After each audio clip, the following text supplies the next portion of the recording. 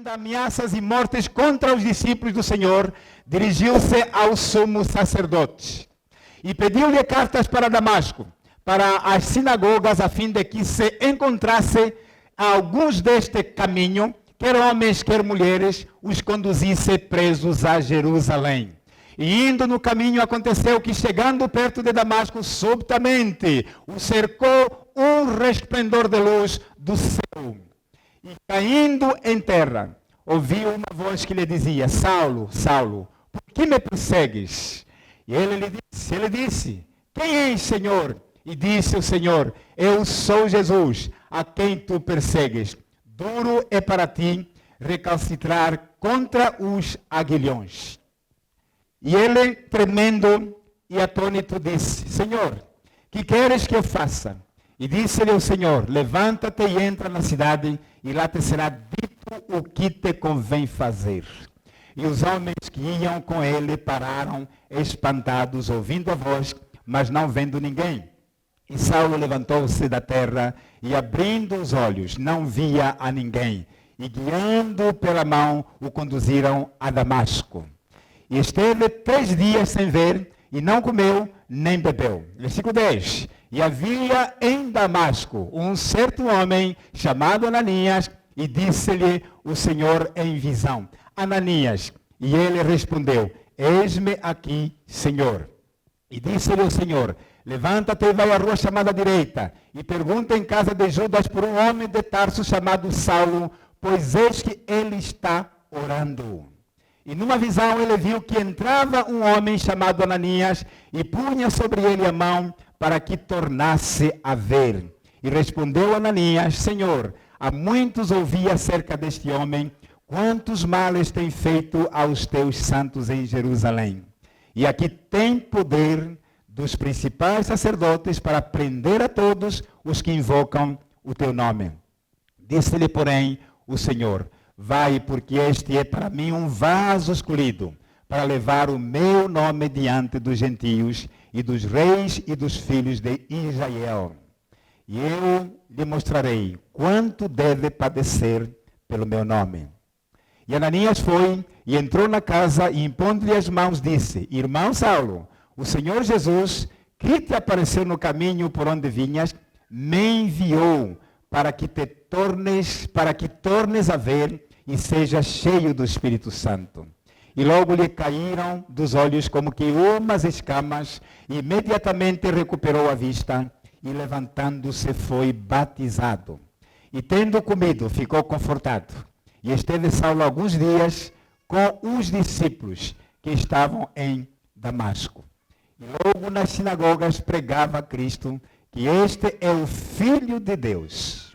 E todos os que ouviam estavam atônitos e diziam: não é este o que em Jerusalém perseguia os que invocavam este nome, e para isso veio aqui, para os levar presos aos principais sacerdotes? Saulo, porém, se esforçava muito mais e confundia os judeus que habitavam em Damasco, provando que aquele era o Cristo. E tendo passado muitos dias, os judeus tomaram conselho entre si para o matar. Mas as suas ciladas vieram ao conhecimento de Saulo. E como eles guardavam as portas tanto de dia como de noite para o poderem tirar-lhe a vida, tomando de noite, os discípulos o desceram dentro de um cesto pelo muro. E quando Saulo chegou a Jerusalém, procurava juntar-se aos discípulos, mas todos o temiam, não crendo que fosse discípulo. Então Barnabé, tomando-o consigo, e trouxe aos apóstolos, e lhes contou como no caminho ele vira ao Senhor e lhe falara, e como em Damasco falara ousadamente no nome de Jesus. E andava com eles em Jerusalém, entrando e saindo. E falava ousadamente no nome do Senhor Jesus. Falava e também disputava contra os gregos, mas eles procuravam matá-lo. Sabendo, porém, os irmãos, o acompanharam até Cesareia e o enviaram a Tarso. Assim, pois, as igrejas em toda a Judeia e Galileia e Samaria tinham paz e eram edificadas e se multiplicavam, andando no temor do Senhor e consolação do Espírito Santo. Oremos ao Senhor. Deus bendito eternamente. Louvado e exaltado seja o teu nome pela tua palavra. Fala conosco, Senhor. Fala conosco, como o Senhor falou aos nossos antepassados. Que ao ouvirem a tua voz, as suas vidas foram transformadas, as suas vidas foram edificadas, as suas vidas foram fortalecidas. Ó Deus, pedimos que a tua palavra cumpra com seu propósito, o propósito pela qual foi enviada, o propósito pela qual foi escrita. Fala conosco nesta manhã e que o Senhor transforme nossas vidas e que os nossos olhos também possam ver o Cristo ressurreto como Paulo viu. É no nome de Jesus que nós te rogamos. Amém. Por favor, podeis tomar os seus assentos. A palavra-chave do livro de Atos é testemunha. E nós estamos vendo aqui o testemunho a ser dado. E almas se convertendo. Jesus está vivo. Aquele que vos crucificastes. Ele foi sepultado, mas Deus o ressuscitou e o fez Senhor e Cristo. E Ele está vivo e continua fazendo milagres, continua a converter almas e continua a falar aos corações. Em primeiro lugar, nós desses 4 encontros que mudaram a vida de Saulo, vamos ver o primeiro encontro de Saulo com Jesus. O primeiro encontro fala de Saulo com Jesus, o encontro de Saulo com Jesus. Do versículo 1 a 9, o irmão pôde observar isso na leitura. A conversão de Saulo é o meio usado por Deus para preparar a sua igreja para levar a mensagem do reino aos gentios. Deus é soberano e todas as coisas que faz têm um propósito. É para o cumprimento dos seus propósitos, da sua vontade, aquilo que foi determinado na eternidade. Por isso, a conversão de Saulo é o meio usado por Deus para preparar a igreja, para levar a mensagem do reino aos gentios. A conversão de Saulo ocorreu no momento em que, sendo um homem muito zeloso à sua religião, achava que perseguindo a igreja era fazer a vontade de Deus. Perseguir a igreja, matar os cristãos, era servir a Deus. Era glorificar a Deus. É assim que Paulo entendia as coisas quando ele era fariseu. E para tal, ele até teve o apoio, teve o respaldo dos sumos sacerdotes, do próprio sumo sacerdote, de toda a classe sacerdotal, apoiavam este propósito, esse projeto de matar cristãos, prender cristãos, fazer calar todos aqueles que pronunciassem o nome do Senhor, todos aqueles que se identificassem com o nome do Senhor Jesus. Então, Saulo aparecia como um animal furioso, um animal feroz. A Bíblia diz que ele respirava ameaças. Quer dizer, você via como alguém que está pronto para devorar a sua presa. Era esse comportamento que Paulo tinha. Então, a palavra diz que foi exatamente nessa altura que ele sabia que em Damasco havia uma grande população de judeus vivendo naquela cidade. E fala-se que havia cerca de 30 a 40 sinagogas de judeus lá na cidade de Damasco. Então é para lá onde ele recebe cartas credenciais para ir perseguir a igreja do Senhor. A conversão de Saulo ocorreu por meio de uma aparição de Cristo ressurreto e glorificado. Cristo apareceu ressurreto. Eu sou Cristo. Eu não estou morto. Eu estou vivo. Então foi isso que aconteceu nesse caminho para Damasco. Saulo foi exatamente derrubado por Cristo nesse encontro que teve com ele. O homem que estava andando de pé, comandando uma turma, uma comissão que ia prender os cristãos, de repente caiu. A Bíblia diz que foi por volta de meio-dia. Viu uma luz, é o que a palavra diz. Ele viu uma luz e ouviu uma voz dizer seu nome.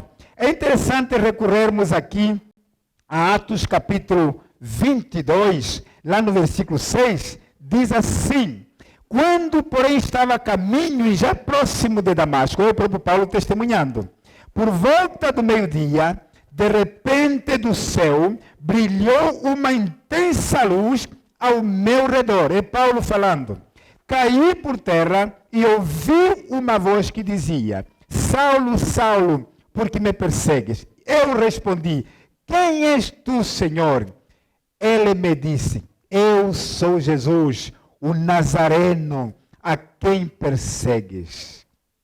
E os que estavam comigo viram a luz, mas não entenderam a voz daquele que falava comigo. É interessante olhar isso. Então, depois, no versículo 11 diz que como eu não enxergava nada, por causa do resplendor daquela luz, cheguei a Damasco guiado pela mão dos que me acompanhavam. Então, ele ouviu uma voz dizer seu nome. Quem é esse? Nessas bandas, que chama exatamente pelo meu nome. Como Jesus fez com Zaqueu, no meio daquela multidão na cidade de Jericó. Mas quem é este? Eu aqui em cima da árvore, e chama exatamente pelo meu nome. Deus conhece cada um de nós, e Deus sabe onde nós vamos e onde nós não vamos. Deus sabe o que nós fazemos, o que nós não fazemos. E o mesmo Deus, na pessoa de Jesus Cristo, estava seguindo os passos do perseguidor chamado Saulo. Os que o acompanharam não entenderam nada. Ouviram o som, mas não entenderam nada. Mas Paulo entendeu porque dialogava com o Senhor Jesus. É o que nos diz a palavra de Deus. Naquele dia, Saulo de Tarso fez algumas descobertas. Nesse encontro com Jesus, ao meio-dia. Primeiro, para sua surpresa, Saulo descobriu que Jesus de Nazaré, de fato, estava vivo. Não é como tinham tramado os sumos sacerdotes: olha, vamos pagar dinheiro aos guardas e dizer que o corpo foi roubado. Jesus está morto. Não. Jesus estava vivo. Em segundo lugar, Saulo descobriu que ele era um pecador perdido e que corria o risco de vida. Ele podia ser julgado por Deus pelos seus atos de perseguir a igreja, pelos seus pecados. Por isso Jesus afirmou: eu sou. Esse faz parte do eu sou do Antigo Testamento. Eu sou o que sou. Faz parte do eu sou que encontramos no livro de João. Eu sou, eu sou, eu sou. Mas ninguém. Ele reconheceu que estava realmente diante de um Deus Todo-Poderoso. Em terceiro lugar, o Senhor, ele descobriu que o Senhor tinha uma incumbência especial para Saulo. Veja o que diz no capítulo 26, versículos 16 a 18. Diz assim a palavra de Deus, Atos 26, 16 a 18. Mas levanta-te, põe-te em pé. Foi para isso que te apareci, para te fazer servo e testemunha, tanto das coisas que viste de minha parte, como daquelas que te manifestarei, que hão de acontecer ainda, que você vai saber. Eu te livrarei deste povo e dos gentios, para os quais te envio, para lhes abrir os olhos, a fim de que se convertam das trevas para a luz e do poder de Satanás para Deus, para que recebam o perdão dos pecados e herança entre os que são santificados pela fé em mim. Esta é a incumbência que Saulo recebeu diretamente do próprio Senhor Jesus Cristo. Então, o hebreu zeloso se tornaria o apóstolo dos gentios. E o fariseu legalista, ele se tornaria um pregador da graça de Deus, não mais da lei. Que transformação! Houve uma grande reviravolta. Quase 30 anos depois, este mesmo Paulo escreveu que Cristo o havia conquistado. Lá no capítulo 3 de Filipenses, versículo 12, ele fala dessa conquista. Por isso que ele se empenhava de corpo e alma, porque ele foi conquistado e ele tinha que servir aquele que o conquistou. Então, por isso, Paulo, quando ele se converteu, teve que perder a sua religião. Antes de receber a justificação em Cristo, ele teve que perder a sua religião. Irmãos em Cristo Jesus nesta manhã e todos que me ouvem, nós só podemos ser cristãos genuinamente salvos se primeiro perdermos a nossa religião. Todos nós temos uma religião. Alguns chamam isso de igreja dos meus pais, igreja mãe. Outros têm suas tradições, seja quem for. Todos, às vezes os costumes da casa, os hábitos da casa se tornaram a sua religião. Todos nós temos a nossa religião, algo em que nós nos apegamos, até a própria idolatria, o próprio ocultismo, a feitiçaria, tudo se torna uma religião. Hoje temos muitas religiões, que às vezes alguns não entenderam que são religiões, mas tudo aquilo que nós adoramos, em que nós depositamos nossa confiança, isso torna-se a nossa religião. E essa religião, diante do Cristo ressurreto, Cristo vivo, nós temos que abrir mão, temos que perder isso. Eu sempre tenho desafiado os irmãos, o que você perdeu para ganhar a Cristo? Nós, para termos Cristo, temos que deixar algumas coisas, para não dizer quase todas as coisas. O que tu já deixaste? Nós muitas vezes queremos abraçar a igreja, nos tornamos membros da igreja, mas não deixamos a nossa religião.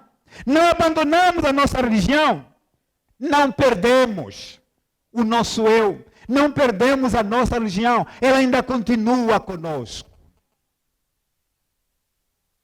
Não deixamos os nossos pecados. Eles continuam a nos perseguir e nós também os abraçamos. O que tu perdeu?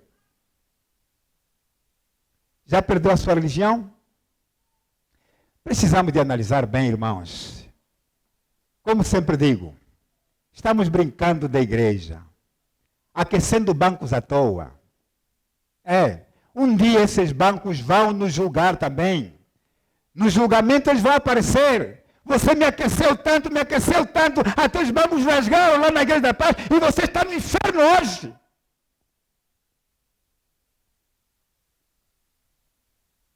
É preciso perder a nossa religião. É preciso nós desaparecermos. Que eu desapareça. Como disse João Batista. Que eu diminua e ele cresça. Como disse o próprio Jesus, aquele que perder a sua vida por amor a mim, ganhá-la, salvá-la. Há um perder. E a nossa religião tem que ser jogada fora. Saulo, irmãos, entendem? Lá no capítulo 3 de Filipenses, ele era fariseu dos fariseus. Dentro da sua juventude, é o homem que mais se destacava. Homem sério, homem zeloso, que tinha a religião judaica correndo nas suas veias. Mas, ele diz que depois do conhecimento da sublimidade de Cristo, considerou tudo isso como o quê? Como perda, como lixo, como refúgio.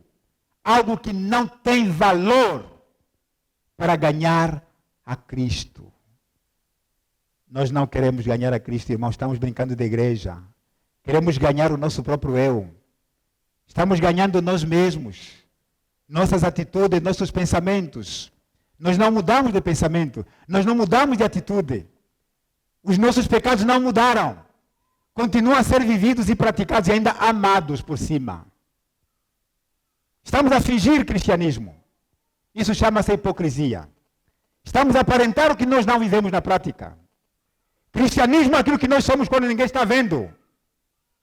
Quando estamos sozinhos. Isto é cristianismo. Por isso a verdadeira igreja começa em casa. Começa quando você está sozinho. Não é aqui na igreja. No público. É fácil ser cristão aqui? Não. Cristianismo é lá. Quando você está sozinho, ninguém está vendo nada.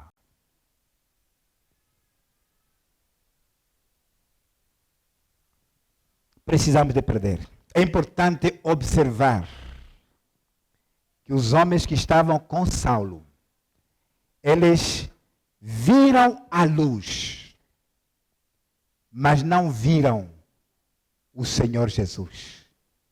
Será que é possível isso? É possível? É possível. A Bíblia está dizendo que aqueles homens viram a luz, mas não viram o Senhor Jesus. Eles não viram o Senhor Jesus. É o que nos diz a palavra. Eles ouviram o som, mas não ouviram a voz proferir palavras. Ouviram um som que não entenderam, o que nós lemos há pouco, mas não conseguiram discernir as palavras. Será que a nossa pregação também está sendo apenas uma voz barulhenta? E você não está ouvindo as palavras de Deus que estamos a transmitir? Esses anos todos? Pode ser o caso também. Irmãos, estão a ver que existe a possibilidade de estarmos todos juntos na mesma caravana, sentados nos mesmos bancos, uns veem a luz, ou seja, todos veem a luz, uns nessa luz viram Jesus, outros não viram. Ouvimos a mesma mensagem, a mesma pregação, mas uns entenderam, outros só ouviram um barulho ensurdecedor, sem entender nada. Analisa bem se é o teu caso. Porque para haver conversão, além de ver a luz, Paulo viu Jesus. Por isso houve transformação. Não só viu Jesus, mas também ouviu as palavras claramente, com os seus próprios ouvidos, sem intermediação. E aí, o que acontece na conversão? Você pode estar no meio de muita gente, você sai daquele lugar como que Deus só falou comigo. Aconteceu algumas vezes, temos alguns problemas. Isso aconteceu várias vezes. Um irmão convidou um irmão, lá trouxe para a igreja, e quando chegou na hora, teve problemas. Não pode. Você afinal me convidas e contas toda a minha vida ao pastor? É esse o teu truque, né? Afinal me convidaste e você já contaste toda a minha vida ao pastor, e quando chego na tua igreja, o pastor só cai em cima de mim. Isso chama-se Espírito Santo operando na vida das pessoas. Quando Deus fala conosco, irmãos, podemos estar no meio de uma multidão, mas Ele fala pessoalmente. Como que fosse só diretamente para mim. E eu não penso, fulano mesmo que devia ouvir essa mensagem. Não. Aí já não é Deus que está falando, é você. É o que aconteceu com Saulo nesta viagem. Os homens levaram Saulo para a cidade, visto que o touro furioso foi transformado e se tornou dócil e manso. O líder que estava conduzindo uma caravana de perseguição, agora é conduzido porque ficou completamente cego depois daquela visão resplandecente. Mas uma coisa aconteceu. Os seus olhos físicos ficaram cegos, mas os seus olhos espirituais se abriram. Aleluia! Os seus olhos se abriram, diz a palavra de Deus. Deus humilha inteiramente, preparando-o para ser ministrado por um discípulo chamado Ananias. Essa humilhação levou Paulo a ficar 3 dias em jejum. Preparação para receber o servo de Deus. Preparação para receber a mensagem. Depois que entra na cidade, e lá te dirão o que você vai fazer. Irmãos, cristianismo é isso. Não é você fazer o que você quer. É fazer o que te vão dizer, de acordo com a palavra. Nós, cristianismo, queremos viver as nossas ideias, os nossos pensamentos, os nossos argumentos e nossas tradições, nossas culturas. E vão falando mais alto. Não é cristianismo, é brincadeira. Cristianismo é ouvir, entra na cidade e lá te dirão o que você vai fazer, ó senhor Saulo. Obedeceu ou não obedeceu? Foi carregado já. O homem que estava dirigindo o grupo, lá todo furioso, agora hoje é hoje, vamos prender esses cristãos. Hoje é hoje, lá em Damasco hoje vão me conhecer. Nem chegou em Damasco. Antes de chegar na cidade, uma luz do céu caiu. O homem foi derrubado para o chão. Foi preciso carregá-lo e dirigi-lo até a cidade. Ficou cego 3 dias. Não comeu, não bebeu, não viu. Jejum de ver, você já fez? Fecharam ainda as vistas, só tipo as máscaras. Aí vamos precisar de umas máscaras para as vistas. Para os cristãos não começaram a ver coisas que estão a lhes desviar no Facebook. É tanta coisa que está acontecendo ali. Postagens de vaidade. Cristãos hoje também, onde estão? Não estão a entender que isso é uma exposição maligna? Daqui a pouco vamos ver cristãos a se postar nus e nuas.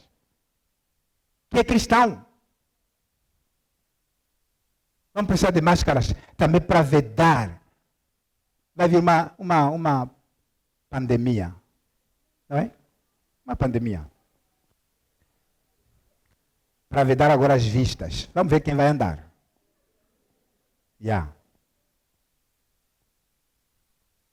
Quando essa pandemia aconteceu, não, também o vírus se transmite através das vistas. Não sei o que, tudo que é molhado. Porque as vistas estão molhadas. É tudo falso. Falso. O vírus não está no ar. Irmãos, foi um jejum profundo de Paulo. Era a preparação durante 3 dias. Era exatamente para fazer uma autoavaliação da sua vida. Era para avaliar as suas convicções. O que ele cria no farisaísmo, na religião judaica, se vale a pena ou não. Porque ele agora na cidade vai ter orientação de outro caminho. Uma outra direção. E ele ficou 3 dias de reflexão. Foram terríveis. Irmão, já imaginou? 3 dias sem comer. Não esse é nosso jejum. Irmão, vamos jejuar, mas a água não pode faltar porque a água faz mal à saúde, já? Não. O de Paulo foi diferente. Na verdade, foi diferente porque não é marcado. Não é jejum religioso. Jejum religioso marca-se o dia, a hora. Vamos começar da X a X. Esse jejum não foi marcado. Ele acontece por causa das circunstâncias. Ele é forçado por causa das circunstâncias. E então, depois desse encontro com Jesus, nós temos o segundo encontro, o encontro de Saulo com um discípulo, servo do Senhor, chamado Ananias, de 10 a 19. Ananias é o instrumento de Deus para ministrar o convertido e apresentá-lo à sua nova comunidade. Ananias é um instrumento de Deus para ministrar o novo convertido e apresentá-lo à sua nova comunidade. Ananias era um judeu devoto. Os irmãos viram isso no capítulo 22, versículo 12? Não viram ainda. Diz assim: um homem piedoso, segundo a lei, chamado Ananias, que tinha bom testemunho de todos os judeus que ali moravam. Como é bom! No meio de uma sociedade perversa e corrompida, Ainda Deus preserva um remanescente, que ainda se pode dizer, homem piedoso, segundo a lei. A lei não lhe condena em nada. Bom testemunho de todos os que moravam ali. Você pensa que Deus envia um homem qualquer para ministrar um servo escolhido para ser instrumento para levar o evangelho aos gentios? Não. Deus não escolhe qualquer um. Tem que ser um homem sério. Foi Ananias. É interessante que esse homem, Ananias, cria em Cristo Jesus como seu Senhor e Salvador. E esse homem também conhecia a reputação de Saulo, sabia que o fariseu estava a caminho de Damasco para prender os cristãos. E naquele tempo havia um sistema de comunicação muito rápido. Quando se percebiam que Saulo estava indo, os cristãos também corriam mais rapidamente, chegavam em Damasco e avisavam que, olha, a fera está vindo. Prepare-se. Por isso, antes que Saulo chegasse, lá em Damasco todo mundo já sabia. Ananias tinha toda a informação de quem era esse homem. Por isso que Ananias começa a relutar. Vemos aqui a relutância de Ananias quanto ao passado de Saulo. E essa relutância de Ananias quanto ao passado de Saulo é superada pela revelação quanto ao futuro de Saulo. Ananias é convencido quando Deus lhe mostra o futuro de Saulo. Olha, não pense mais no passado. Vocês estão presos no passado do homem. O passado faz parte do passado dele. Agora vamos olhar para o futuro. O que este homem vai ser no futuro? Nós também muitas vezes somos assim, né? Ah, mas pastor, esse irmão, o que ele fez? Ai, ai, ai. Ah, o que ele fez? Ah, o que ele fez? Ah... Deus agora está interessado no que você pode ser. Amém? O que você pode ser nas mãos de Deus, como seu instrumento. Não importa o passado de Paulo. Deus está interessado naquilo que Paulo vai fazer. Ele vai ser um instrumento escolhido por mim. Ele vai levar a mensagem não só aos judeus, aos gentios, mas também aos reis.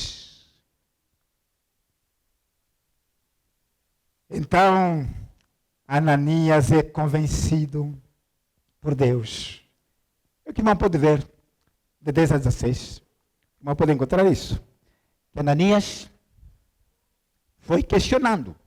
Oh Deus, o Senhor não sabe. Oh Deus, nós também somos assim, né? Oh Deus, mas o Senhor não sabe que a situação é... Até às vezes queremos ensinar a Deus, né? O Senhor não sabe que essa situação foi assim, assim, e ele fez isto, fez aquilo, e mais aquilo, e tal. Até mesmo essa situação lhe aconteceu quando exatamente ia a caminho de Damasco para nos torturar, nos matar. Mas é... Porque nós ainda temos aquela, quem merece a salvação e quem não merece. Pensamos que alguém merece. Não, ninguém merece a graça de Deus. Deus é que sabe quem vai salvar, quem não vai salvar. Isso fica na conta de Deus. Mas o Senhor lhe disse, depois dessa conversa toda, né? Ele veio aqui porque era para tratar do mal dos cristãos. Jesus então lhe disse assim, mas o Senhor lhe disse, vai porque ele é para mim um instrumento escolhido, para levar o meu nome perante os gentios, reis e israelitas. O ministério de Ananias a Saulo, o novo convertido, incluiu também o seu batismo e a sua apresentação à igreja de Damasco. O irmão pode ver que Ananias foi e entrou na casa impondo-lhe as mãos, versículo 17, e disse a Saulo, o Senhor que te apareceu no caminho por onde vinhas, enviou-me para que voltes a enxergar e fiques cheio do Espírito Santo. E logo caíram-lhe dos olhos algo como umas escamas. E ele recuperou a vista. Então, levantando-se, foi batizado. Agora sim, já dá para comer. Alimentando-se, fortaleceu-se. Saulo permaneceu alguns dias com os discípulos que estavam em Damasco. O ministério de Ananias, para mostrar o que você vai fazer. Saulo agora lhe mostraram o que ele vai fazer e o que ele vai ser. Porque o fazer depende do ser, segundo a Bíblia. Nós é que trocamos hoje. Queremos fazer para ser alguém. Não. Nós fazemos porque somos. Porque já somos. Então, o terceiro encontro do capítulo, o terceiro encontro, nós podemos ver aqui, antes de passarmos para o terceiro encontro, é interessante notarmos uma coisa muito interessante. Os nomes que a Bíblia usa para os cristãos aqui naquela época, são vários que ele vai usar aqui. São nomes diferentes para o povo de Deus. Ele fala dos discípulos. No versículo 1, versículo 10, versículo 19, versículo 25, versículo 26, versículo 36, versículo 38 do capítulo 9. A palavra discípulos é que mais aparece. Mas também eles eram chamados os do caminho. Versículo 2. Os do caminho, versículo 2. Também eram chamados os santos. Versículo 13, 32 e 41. Os cristãos eram chamados os santos. Também eram chamados a todos os que invocam o nome do Senhor. Também eram conhecidos como os que invocam o nome do Senhor. Será que nós nos identificamos com um deles? Os santos. Os do caminho, que estão a andar no caminho de Jesus. Porque ele disse que eu sou o caminho, a verdade e a vida. Nós somos desse caminho? Nós somos os que invocam o nome do Senhor? Ou estamos a invocar o nome de Satanás? Quem somos nós? Está vendo a igreja como era identificada? Os que invocam o nome do Senhor. E se fosse no Antigo Testamento, acrescentaria o nome do Senhor dos exércitos. Precisamos de nos identificar mesmo como cristãos de acordo com a Bíblia. Também os cristãos eram chamados de irmãos. Versículo 17, versículo 30 deste capítulo. Fala também de irmãos. O termo cristão só apareceu já no capítulo 11, versículo 26. É quando os cristãos foram chamados de... Ou seja, os discípulos foram chamados pela primeira vez de cristãos, lá em Antioquia. Mas também antes de avançarmos para o outro ponto, vamos ver já algumas lições práticas que encontramos neste texto. Deus pode usar até cristãos mais desconhecidos para fazer a sua obra. Não precisa ter nome, renome. Se não fosse pela conversão de Saulo, nós nunca teríamos conhecido, nunca teríamos ouvido falar de Ananias. Apenas teríamos conhecimento de um casal, Ananias e Safira. Mas este não é, é outro. Aqueles já morreram. Morreram lá atrás, né? Não teríamos conhecido. Por trás de muitos servos do Senhor de renome, há cristãos menos conhecidos que os influenciam. Às vezes alguém está à frente com toda a autoridade e poder. Por trás tem alguém desconhecido. É ele que influencia. Quem sabe até ele que aconselha. É ele que dá, que ora por ele. É desconhecido. Ninguém sabe. O importante não é a fama, mas sim a fidelidade, sermos fiéis a Deus. A experiência de Ananias também lembra que não devemos jamais ter medo de obedecer à vontade de Deus. Não devemos ter medo de obedecer à vontade de Deus. No princípio, Ananias apresentou a Deus os seus argumentos, conforme acabamos de falar aqui. Mas, finalmente, ele obedeceu. E foi na casa de Judas, na rua direita, com o endereço todo bem dado por Deus. Quando Deus nos dá uma ordem, devemos lembrar que Ele está trabalhando dos dois lados. Está trabalhando comigo, está trabalhando também com a outra pessoa onde Deus me enviou. Os irmãos lembram muito bem a história de Filipe e o eunuco. O anjo do Senhor apareceu a Filipe e disse que, olha, Deus falou com ele, aproxima-se desse carro aí. Aproxima-se desse carro aí. Você imaginou se Filipe desobedecesse? Hoje nós temos pouca conversão de almas, porque nós cruzamos com pessoas, temos encontro com pessoas, e nós não falamos porque pensamos que Deus ainda não mandou. Deus ainda não mandou. Deus depois vai falar. Deus depois vai dar ordem. Deus já deu. Nós é que estamos cegos porque o Espírito Santo não está operando. Quando estamos cheios do Espírito Santo, estamos atentos à vontade de Deus, à ordem de Deus, à voz de Deus. E Filipe se aproximou, o que aconteceu? A conversão de um oficial superior, lá do governo da Etiópia, da rainha da Etiópia. O coração do etíope estava preparado por Deus. Deus trabalhou nos dois lados. Hoje temos muitas pessoas que já têm o coração preparado. Mas eu é que estou a desobedecer para chegar lá. Para que haja conversão, haja mudança.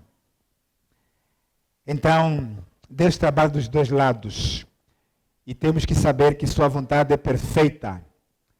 E essa vontade é a melhor coisa que podemos fazer na vida. Fazer a vontade de Deus. A outra lição também, a obra de Deus é sempre equilibrada. A luz ofuscante e a voz do céu foram acontecimentos dramáticos. Mas a visita discreta de Ananias na casa de Judas, um tanto comum, parece ser algo não muito importante, foi fundamental também. A mão de Deus empurrou Saulo de sua posição.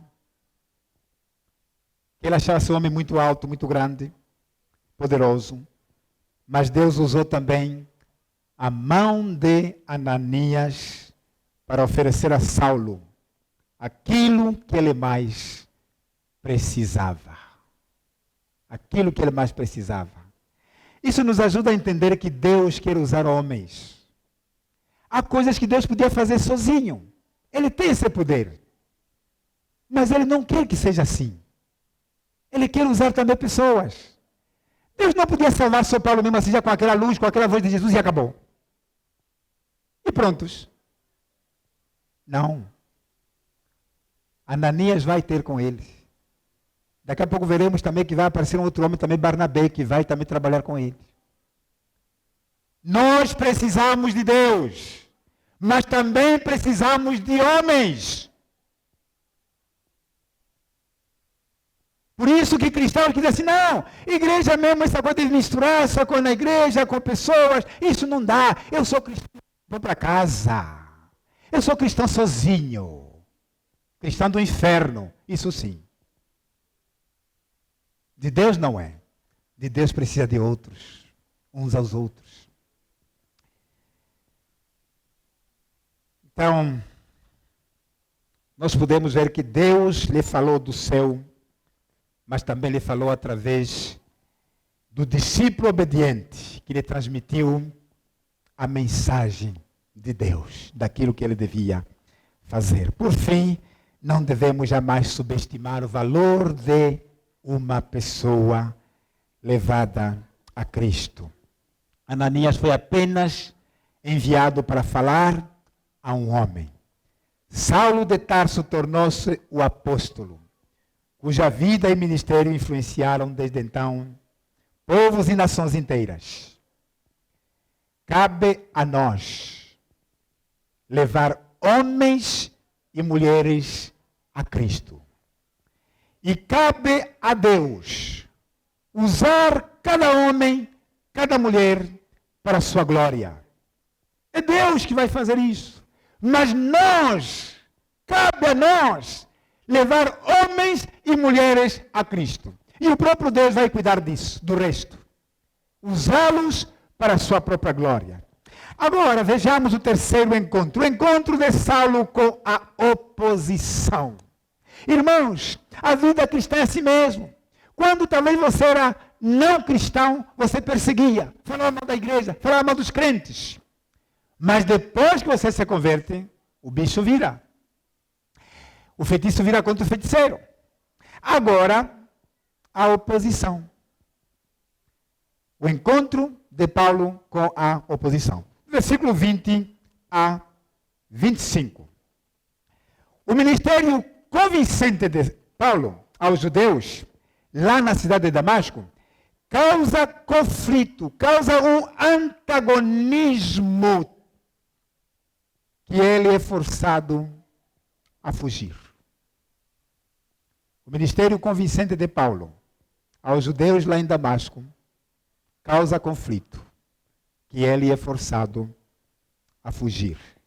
Sem qualquer demora, Saulo começou a proclamar o que havia perseguido, declarando com toda ousadia que Jesus Cristo é o Filho de Deus.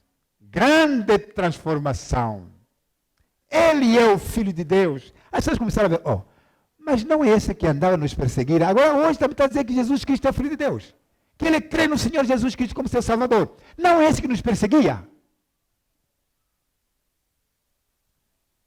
A transformação dramática na vida de Saulo causou espanto aos judeus de Damasco. O testemunho de todo recém-convertido deve começar no lugar onde ele está. Todo novo convertido, o seu testemunho deve começar onde ele está. Saulo, ainda estando em Damasco, lá onde se converteu, é lá onde ele começou a dar o seu testemunho. É um privilégio sofrer por amor a Cristo. Paulo, a partir daí, a Bíblia diz que começou a ser perseguido. Logo passou a pregar Jesus na sinagoga, dizendo ser ele o Filho de Deus. E todos os ouvintes diziam, admirados, não é este que em Jerusalém perseguia os que invocam esse nome? E não veio para cá a fim de levá-los presos aos principais sacerdotes? Saulo, porém, fortalecia-se cada vez mais e confundia tudo e todos. Então, foi isso que realmente aconteceu. Ele foi perseguido. E veja só, que humilhação, não é? Como ele próprio disse que é um privilégio sofrer por amor a Cristo. E aquele que deseja viver piamente em Cristo, ou piedosamente em Cristo, sofrerá perseguições. 2 Timóteo 3,12. Então, nós podemos ver aqui Paulo como foi humilhado. Ele foi descido dentro de um cesto, à noite, às escondidas. Ele teve que fugir da cidade de Damasco, porque ele não estava sendo aceite. Foi rejeitado. O seu testemunho não foi aceite. É como que a sua conversão não foi reconhecida. Esse só está a fingir. Então, foi isso que aconteceu. Alguns discípulos, sempre tem pessoas boas, o fizeram descer à noite por um cesto por cima do muro. Então, isso é o que aconteceu com Saulo nessa sua perseguição. Depois, e finalmente, temos o encontro de Paulo com os cristãos de Jerusalém. O encontro de Paulo com os cristãos de Jerusalém. O primeiro olha, os primeiros conflitos de Saulo com os judeus, por causa da messianidade de Jesus, dão destaque ao seu chamado para ministrar aos gentios. Quer dizer, esses conflitos que aconteceram com Paulo tornaram-se a causa, o motivo para ele ir pregar o evangelho aos gentios. Ao invés de se desanimar, porque aqui me rejeitaram, aqui me expulsaram, pelo contrário, ele foi encorajado ainda pela perseguição, pela rejeição, aliás, pela rejeição. Ele foi encorajado e foi pregar o evangelho aos gentios. Veja do versículo 26 a 27. Os contatos de Paulo com a desconfiada igreja de Jerusalém são mediados por um homem chamado Barnabé, que já vimos lá atrás no capítulo 4. Homem bom, José das Consolações, homem generoso, mas um mentor de almas. Saulo, que conhecemos como Paulo, é o que é, porque no momento certo, Deus enviou Ananias, e no momento certo, Deus enviou Barnabé para ministrar esse homem, mentorear este homem e defender este homem diante da liderança da igreja lá em Jerusalém. No versículo 26, ele foi rejeitado, diz a palavra de Deus. Ao chegar em Jerusalém, Saulo procurou juntar-se aos discípulos, mas todos tinham medo dele e não acreditavam que ele fosse um discípulo. Está vendo? Foi rejeitado. Não. Aqui não. Aqui em Jerusalém, o senhor aqui, não. Com certeza Saulo teria pensado, eu tenho doutoramento. E em termos de escolaridade, eu tenho muito mais do que esses pescadores ali. E Jerusalém é a capital, é o centro da igreja.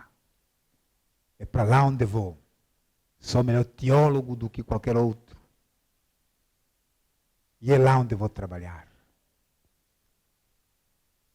Chegando lá, disseram que não. Aqui, o Senhor, não. Versículo 27, então, veja o que acontece. Aceitação. Então Barnabé, tomando consigo, Barnabé, levou aos apóstolos e lhes contou como no caminho ele vira ao Senhor e que este lhe falara e como em Damasco pregara corajosamente em nome de Jesus. Alguém teve que tomar uma posição. Era corajoso Barnabé, né?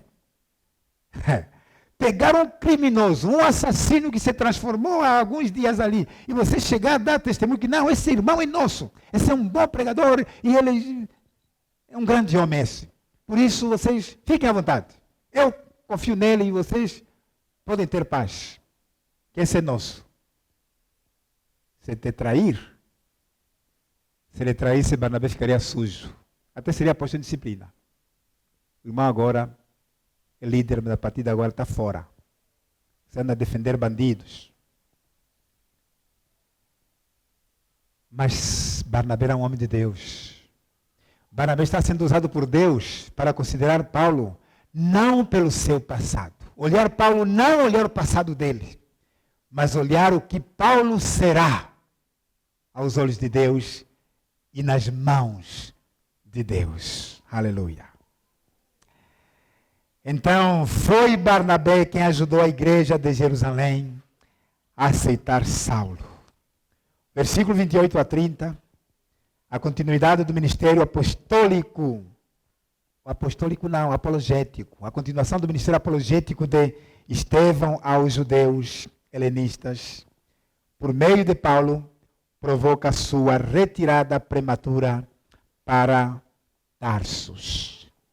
Os irmãos lembram que Estevão era um homem poderoso em palavras, cheio do Espírito Santo, o primeiro mártir da igreja, mas ele era helenista, quer dizer, era judeu grego, ou seja, eram judeus que falavam gregos, que tinham civilização grega.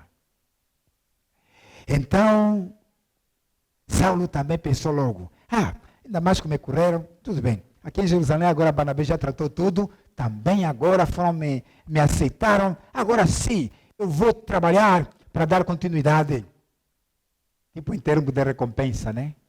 Da morte de Estevão. Já que Estevão ministrava a esses homens corajosamente para salvá-los dos seus pecados, e eles o mataram, não se sentiram bem, sentiram-se incomodados com a pregação de Estevão, lhe mataram. Agora eu vou continuar com o ministério de Estevão. Vou continuar com o ministério de Estevão. Irmão, confirma isso aqui no capítulo 22, 17 a 21. Atos 22, 17 a 21. Diz assim a palavra de Deus. Quando voltei para Jerusalém, enquanto orava no templo, tive uma visão e vi aquele que me dizia, apressa-te, sai de Jerusalém, porque não aceitarão o teu testemunho a respeito de mim. Eu disse, Senhor, eles bem sabem que eu colocava na prisão os que criam em ti e os espancava nas sinagogas. Quando se derramava o sangue de Estevão, tua testemunha, eu também estava presente, aprovando a sua morte e segurando as capas dos que o matavam. Ele me disse, vai, porque eu te enviarei para longe aos gentios. Deus aparece para orientar o seu servo. Irmãos, lições muito importantes, parece que passam despercebidas, que nós encontramos aqui neste texto. Saulo então também queria continuar o ministério dele, falando para os gentios helenistas. Eu sou meio teólogo, tenho mais condições, tenho mais credenciais e tal do que outros. Então vou trabalhar aqui, agora vou dar prosseguimento ao ministério de Estevão, que foi morto.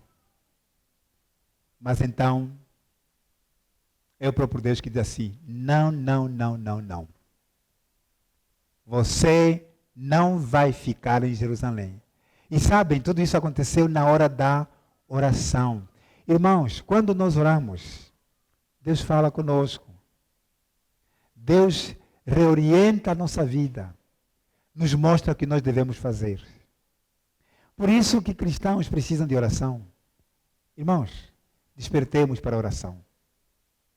Tenhamos vida de oração. Não negligencie a oração. Está vendo, né? Foi quando ele orava. É o que nos diz a palavra de Deus.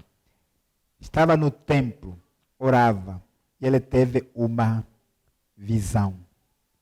Apressa-te e sai logo de Jerusalém, porque não aceitarão o teu testemunho a respeito de mim. Não vale a pena.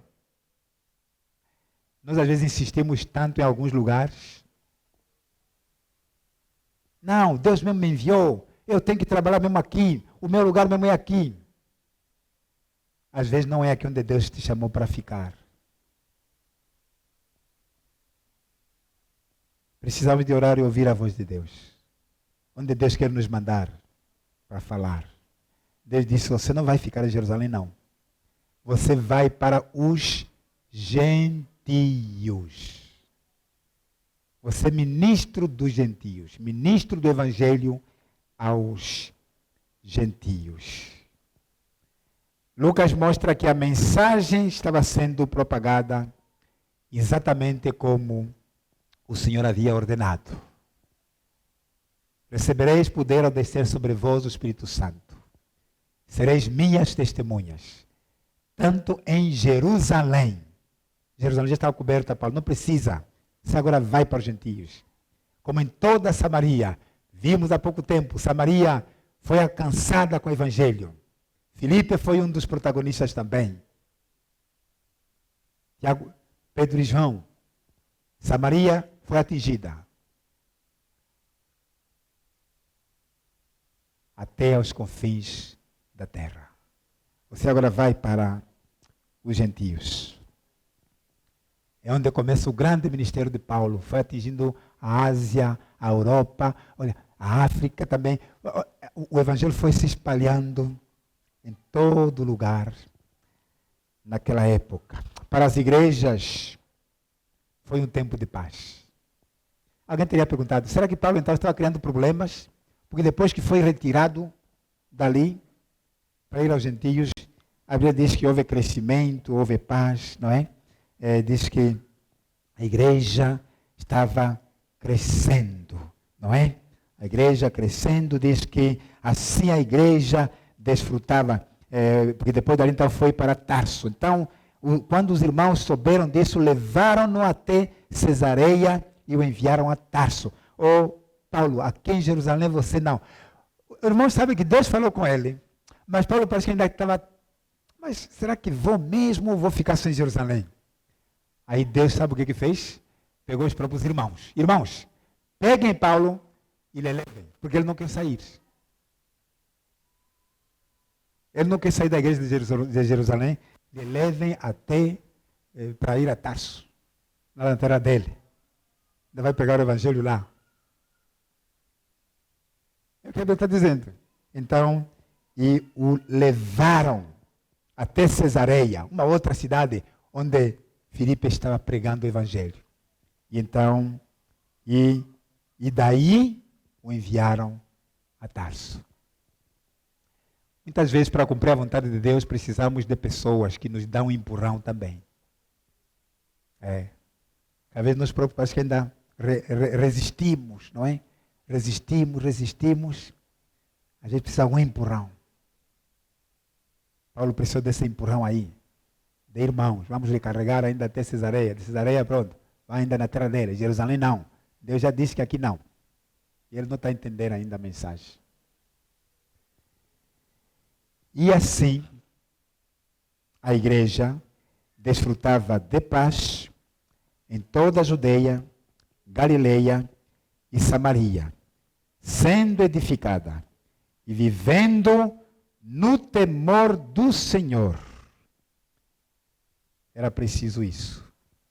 Crescia em número pela coragem vinda do Espírito Santo. O protagonista é o Espírito Santo. Nós não podemos fazer nada sem o Espírito Santo. Tem que ser Ele a trabalhar em nós, para que Ele possa trabalhar através de nós. Precisamos de estar cheios do Espírito Santo. A igreja, mesmo perseguida, tinha paz. Ela se fortalecia cada vez mais. É o que diz a palavra de Deus. Por toda a Judeia, Galileia, Samaria. A igreja era edificada. Crescia espiritualmente e numericamente. Qualitativamente e quantitativamente. A igreja crescia. Mas por quê? Porque essa mesma igreja vivia no temor do Senhor. O temor do Senhor, irmãos, é o antídoto do pecado. É o remédio contra o pecado. Quando o membro da igreja não tem temor de Deus, ele pode pecar à vontade. Como disse Provérbios, peca, come, limpa a boca e diz que não fiz nada.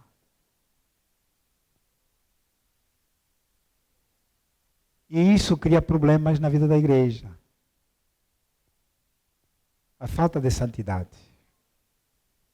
O povo de Israel ganhou uma grande derrota.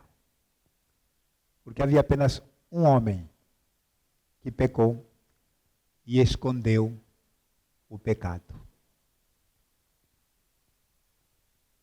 O problema só foi resolvido naquele tempo já, né? Quando esse homem foi descoberto. E o pecado foi tratado. O pecado deve ser tratado pela igreja. Não deve ser escondido. Porque ele causa danos incalculáveis na vida espiritual da igreja. Há coisas que nós só estamos a forçar na carne. Só na carne a forçar. Irmãos, a vida cristã é leve. Tomai sobre vós o meu jugo, porque é suave e leve. Há cristãos que estão com corações pesados. Andam com consciências pesadas, porque não dão dízimo. Andam. Pensam que estão em paz? Não estão. Porque eles sabem o caminho que Deus lhes orientou. Paulo entrou em Damasco e lhe orientaram o que ele tinha que ser. A igreja que orientou a todos. Estão na fornicação. A igreja orientou que isso não pode. Estão na fofoca. A igreja orientou que isso não pode. Tantos pecados que poderíamos enumerar aqui. Mas o problema é esse. Por isso que às vezes nós estamos levando as coisas na nossa força, não na força de Deus. Nós precisamos de conversão genuína, santidade, estarmos cheios do Espírito Santo. A luz tem que brilhar em nós. Mas nós na luz temos que ver Jesus.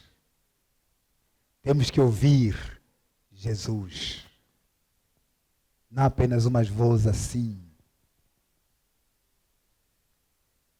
Para as igrejas foi um tempo de paz, mas não um tempo de complacência, pactuar com o pecado, não é isso. Então, estamos vendo os servos de Deus mudando. Nos próximos capítulos veremos que Pedro vai entrar outra vez em cena. E depois então se despede. Até o capítulo 12. Do capítulo 13 em diante. O maior protagonista da expansão do Evangelho, que vai liderar esse movimento, já não será mais Pedro, mas será o apóstolo Pedro. Aquele que foi chamado não por vontade de homem, mas por vontade do próprio Deus. Credenciado pelo próprio Deus. Isso nos ajuda a entender que Deus muda seus obreiros. Deus muda seus obreiros, mas a sua obra continua. Deus muda seus obreiros, mas sua obra continua. E Deus está chamando cada um de nós para fazer parte deste movimento de testemunhas. Que cada um se coloque à disposição de Deus para fazer parte deste grande movimento. A mensagem da salvação está atingindo todos os povos. Como os salmistas falaram, cantaram, como os profetas do passado também profetizaram. E isso tudo através de Jesus Cristo. Todas as famílias da terra, como Deus prometeu a Abraão, seriam abençoadas com essa luz que se chama Jesus. Eu sou a luz do mundo. Quem me segue não andará mais em trevas do pecado, mas ele verá a luz da vida. Se você não tem Jesus, nunca tomou essa decisão, reflita, tome essa decisão para a sua própria salvação. E para você que já é cristão mesmo, que a luz de Cristo continue a brilhar e seguir o caminho que Paulo também seguiu. Que nós não fomos salvos por acaso. Deus nos salvou com um propósito, para também sermos testemunhas, que é a palavra-chave do livro de Atos. Testemunhas. Eu e você estamos a ser desafiados a sermos testemunhas. Que Deus nos ajude.